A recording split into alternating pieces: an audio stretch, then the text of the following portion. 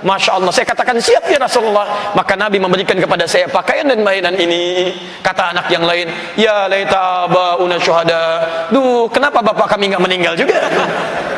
Umar bin Khattab radhiyallahu ta'ala anhu qala, beliau menyampaikan, bainama nahnu julusun 'inda Rasulillah sallallahu alaihi wasallam. Tatkala kami sedang duduk-duduk santai bersama Rasulullah sallallahu alaihi wasallam, idh tala 'alaina rajulun shadidu bayadhi thiyab.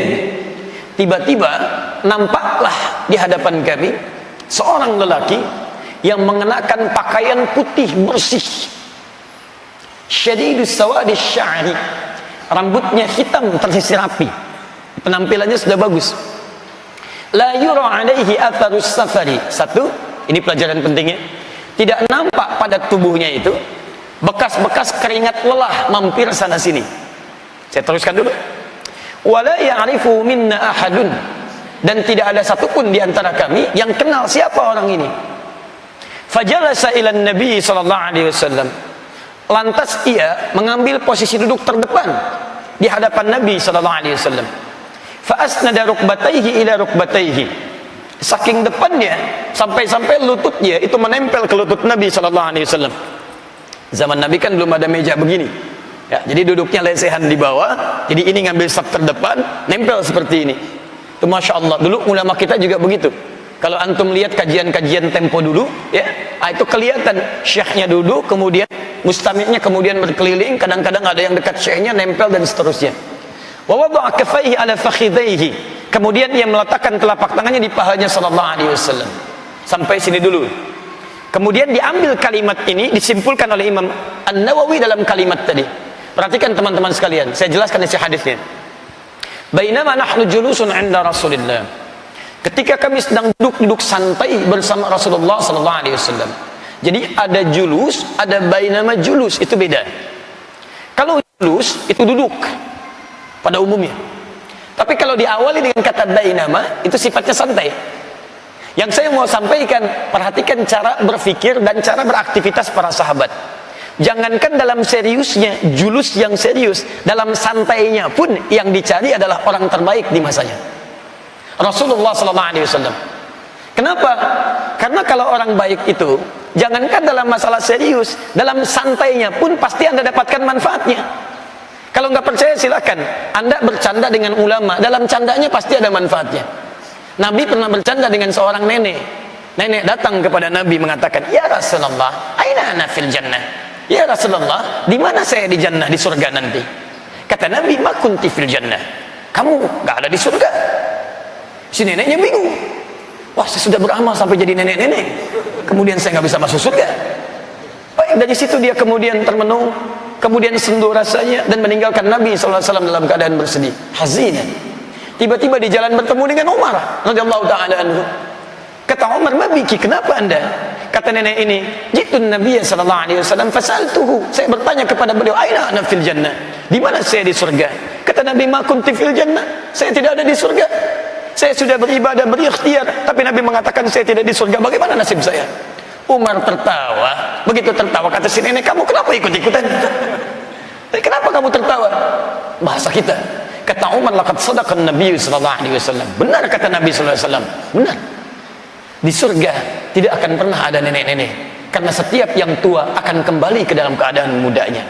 Masya Allah. Di situ ketika paham nenek ini berjingkrak girang, pulanglah dia ke tempatnya. Anda bisa bayangkan, ada banyak canda Nabi sallallahu alaihi wasallam yang sangat berfaedah. Ada yang mengumpulkan sampai 156 canda Nabi sallallahu alaihi wasallam.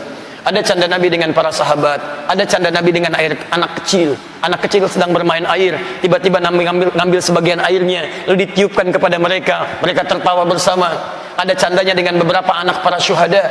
Nabi ketika berjalan tiba-tiba melihat seorang anak, teman-teman, ditinggalkan oleh ayahnya untuk selamanya ketika ayahnya berjuang.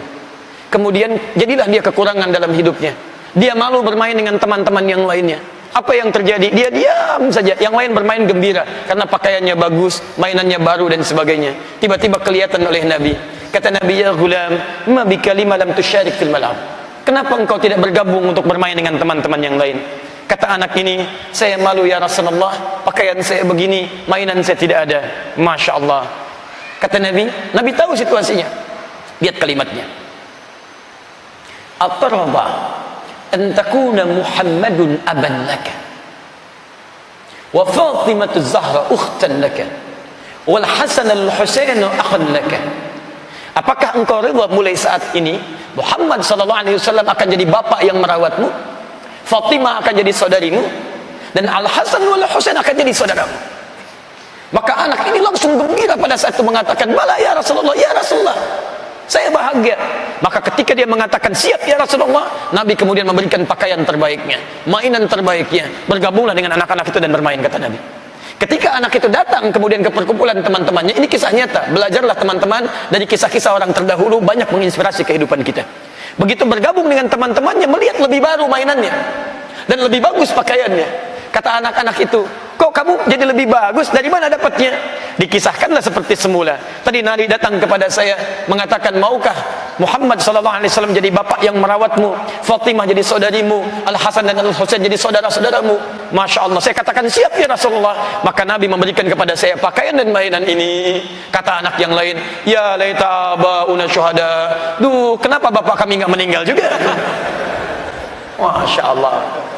Itu teman-teman, jadi indah suasananya.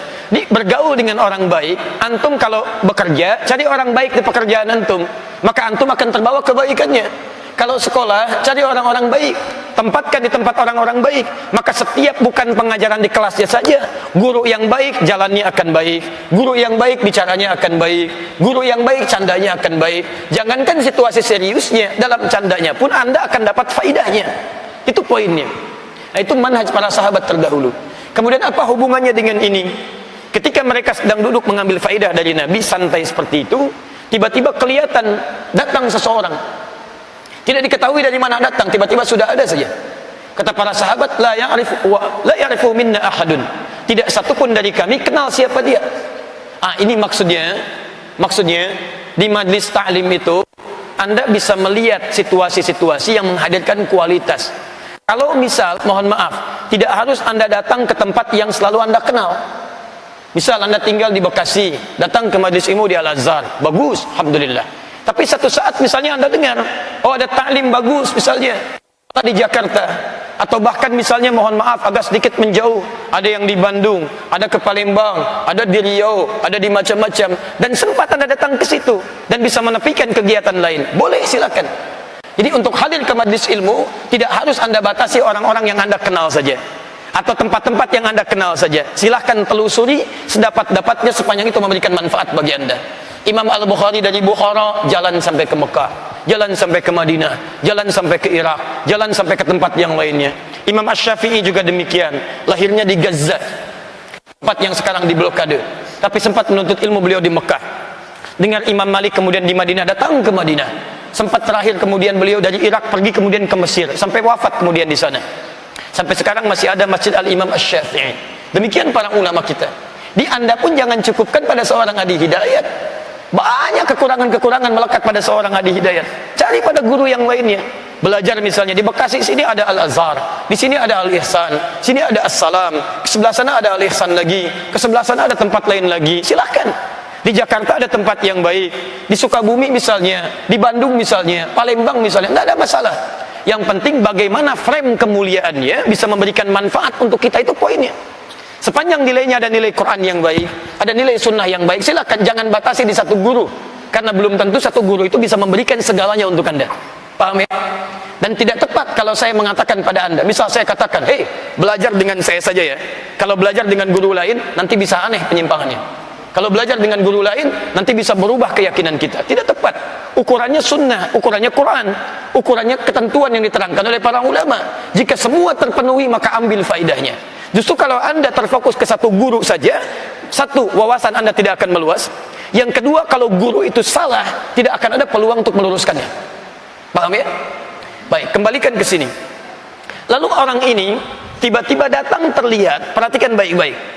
Kata Imam An-Nawawi, datanglah Anda dengan persiapan-persiapan maksimal untuk fokus dan menepikan segala sebab-sebab yang membuat kita tidak maksimal dalam belajar. Apa diantaranya?